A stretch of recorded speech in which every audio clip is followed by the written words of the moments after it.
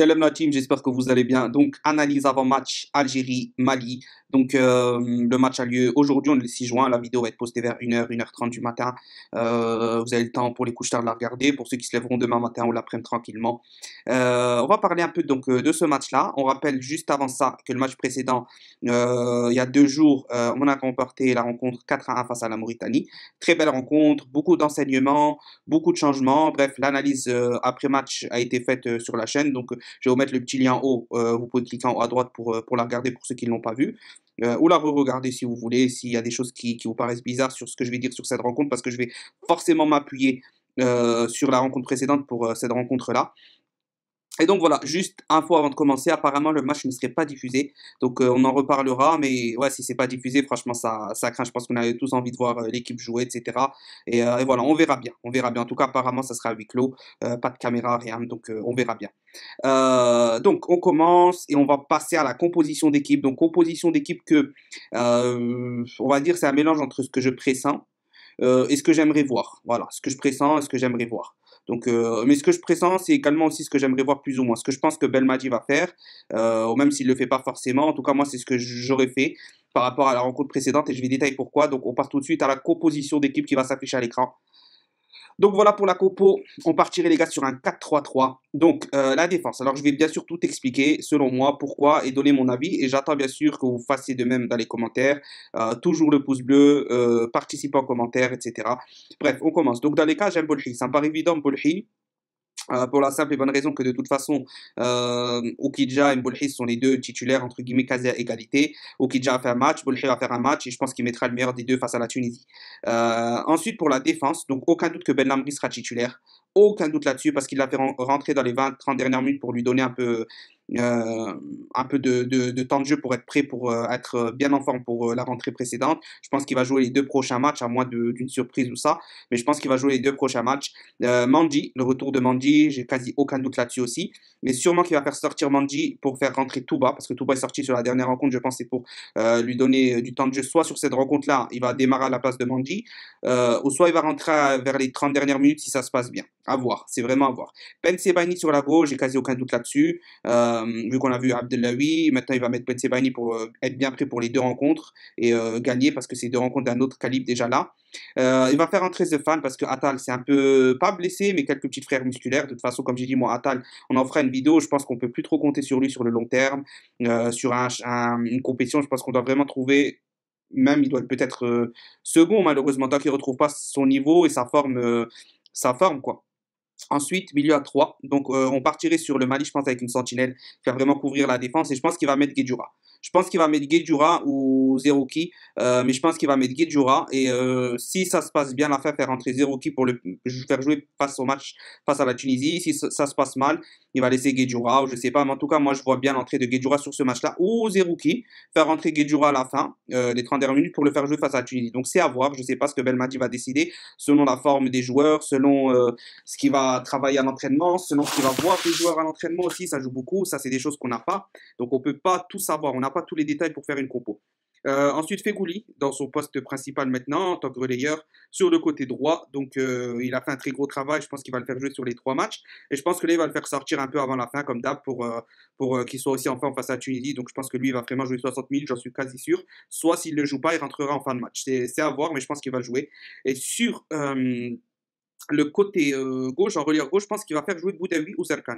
Donc Boudaoui ou Zarkan, moi j'aurais privilégié Boudaoui. Pourquoi? Parce que je pense que pour l'Afrique c'est mieux, il a quand même plus d'expérience que Zarkan côté africain, joue en Afrique, etc. Il a déjà fait une CAN, il a l'expérience un peu de tout ça. Le Mali c'est une équipe vraiment typiquement africaine. Donc je pense qu'il devrait faire jouer Boudaoui, mais on voit qu'il aime quand même beaucoup Zarkan Belmadi. Donc je sais pas trop. En tout cas, moi c'est ce que j'aurais mis. J'aurais mis ce milieu à 3 avec Guedjura, Boudaoui, Fegouli. En l'absence de Benasser, c'est très important, je pense, de tester un autre relieur de qualité hors Benasser pour voir dans un milieu à 3. Je pense que là, on a 2 matchs, il faut jouer en 4-3-3 et voir ce que ça peut donner à la place d'un Benasser, quelqu'un qui ratisse, qui se projette vers l'avant, qui descend, etc. Donc, on va voir ça. Devant, alors, en fait, devant, c'est soit il fait rentrer Bounchah Belaïli, la paire, d'accord, soit il la fait rentrer à la fin et il met son équipe titulaire qui pense actuellement titulaire face à la Tunisie. Moi, je pense que c'est ce qu'il va faire. Pour ça que je pense qu'il va faire jouer Ben Rahma et Slimani, d'accord, et il va faire rentrer Mahrez sur le côté droit. pour faire rentrer en fin de match Belaïli Bounjah et faire rentrer Ounas à la place de Mahrez pour voir un peu ce que ça donne. Bien sûr, toujours dans l'hypothèse où on gagnerait le match d'au moins 2 buts d'avance parce qu'il ne prendra pas le risque Belmadi de perdre ses matchs. On a un record africain à aller chercher, on a toujours un record sans défaite à aller viser toujours plus haut, plus haut. Donc Belmadi fait des petites manipulations par-ci par-là. Il a bien expliqué dans les conférences de presse qu'on a analysées, qu'on a détaillées. Vous pouvez aussi aller la revoir, elle sera en fin de vidéo. Le lien sera en fin de vidéo, vous pourrez cliquer dessus. Donc voilà, moi je pense que ça va jouer comme ça. Ensuite, au niveau du milieu de terrain, bah, j'espère qu'il y aura du changement quand même. J'espère voir s'il fait rentrer Boudjah et Belaïli. Je pense qu'on a 5 changements. Je pense qu'il devrait vraiment faire rentrer un Touba pour revoir ce que ça donne en compagnie de Ben Lamri cette fois. Parce que là, on a vu Ben Lamri Bedran en fin de match face à la Mauritanie. Ça serait bien de voir Ben Lamri Touba. Aussi, on sait que Mandi est indiscutable. Pour moi, Mandi, c'est la valeur sûre actuellement.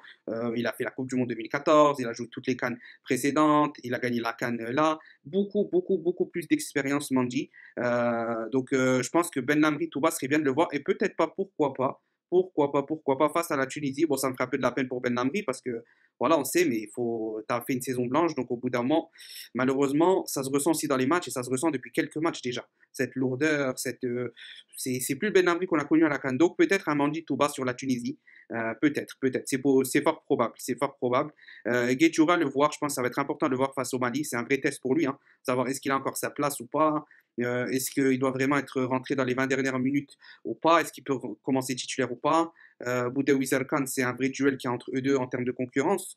Même si pour moi, je pense que Boudaoui est plus fort, a un plus gros potentiel. Fegouli Boulaya, c'est pas vraiment une concurrence. Fegouli, on sait qu'il sera indéboulonnable, indiscutable dans son poste. Mahrez, pareil. Delors est absent, donc je pense que ça va servir les intérêts de Slimani. Et il faut qu'il tente sa chance, sachant qu'il n'a pas eu beaucoup non plus de temps de jeu cette saison, comparé à ce qu'il peut faire d'habitude. On va voir ce que ça donne. Donc voilà la famille, c'était tout pour cette vidéo. J'espère que je n'ai pas duré trop longtemps. Quoi qu'il arrive, moi mes pronostics, alors ça va être un match beaucoup plus serré, je pense. Je pense qu'on peut... Ouais, allez, un 3... Allez, un 3-1. Je pense qu'on peut faire un 3-1 sur cette équipe face au Mali. Un 2-1, un 3-1, mais je viserai plus le 3-1 en espérant que ça déroule comme sur le match précédent, que ça commence doucement, que ça déroule. Cette fois, pas d'erreur de gardien, on l'espère. Et voilà, donnez-moi vos avis en commentaire sur la composition d'équipe. Est-ce que vous voyez que... Est-ce que... Moi, je répète, c'est une composition d'équipe qu'en même temps j'aimerais voir et qu'en même temps je pressens un peu. Voilà, si je pense que peut-être que Belmadi va faire du Bounjah Belaïli tout simplement. Moi, je peux pressentir. Mais moi, c'est vrai que comment que j'aborderai la chose, je préférais mettre Slimani Ben Rahma et laisser Bounjah Belaïli à 100% en ayant gratté 20-30 minutes de jeu sur les 2 précédentes rencontres sans trop s'épuiser pour faire un festival face à la Tunisie. Moi, c'est ce que j'aurais vu, en tout cas. Donc voilà. C'était tout pour cette vidéo. On est impatient. On espère pouvoir voir le match demain. Dites-moi en commentaire si vous avez plus d'infos sur cette non-diffusion du match, etc. Est-ce que c'est sérieux, pas sérieux? Bref, on se dit à demain pour l'analyse après match en espérant une victoire des Fennecs. On se dit à la prochaine. 1, 2, 3, viva l'Algérie. Salam la team.